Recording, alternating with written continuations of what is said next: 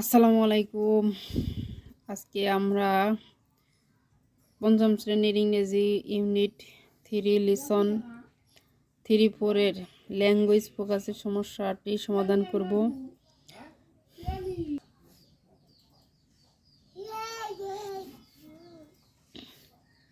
Past continuous tense, এখানে টেন্সের কিছু ব্যবহারের দিক দিয়ে যদি আমরা দেখি যে লাস্ট নাইট, ইয়েস্টারডে,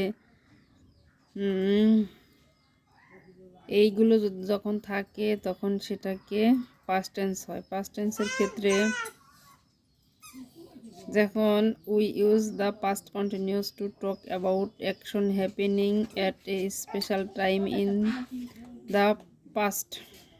পাস্ট মানে অতীত, কন্টিনিউয়াস মানে চলমান, অতীতকালের চলমান যে বিষয়গুলো আছে সেখানে হচ্ছে পাস্ট কন্টিনিউয়াস বোঝায়।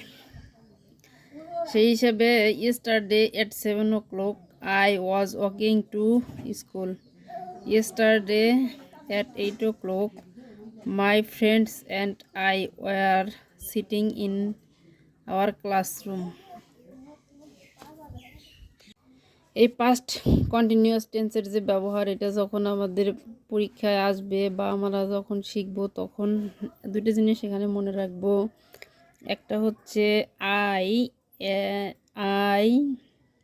হি, শি, ইট, এই শব্দগুলোর পরে ওয়াজ বসবে আর বাদ বাকি সবগুলোর পরে ওয়ার বসবে।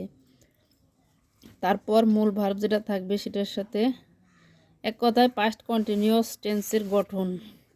এটা আমাদের পরের পৃষ্ঠায় সমস্যার সমাধান করতে লাগবে। PAST পাস্ট কন্টিনিউয়াস টেন্সের অন্য একটি ক্লাস নেব। কন্টিনিউয়াস, এখানে প্রথমে আমরা সাবজেক্ট বসাবো।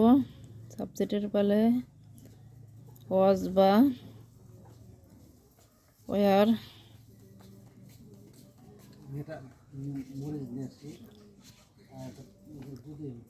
Plus VERB ING object.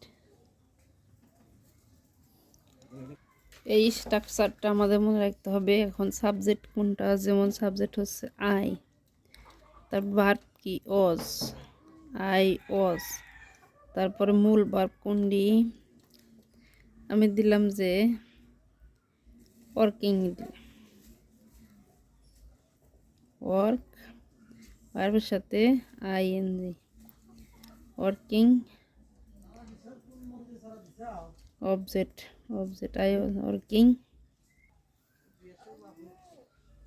Working, এখানে প্লাসের দরকার নাই। I was working in the field, FRIELD,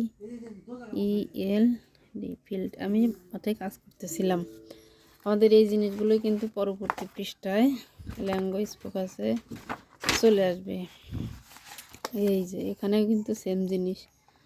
while with the past continuous, sometimes we past continuous, yesterday 7 o'clock I was walking to school while with my reading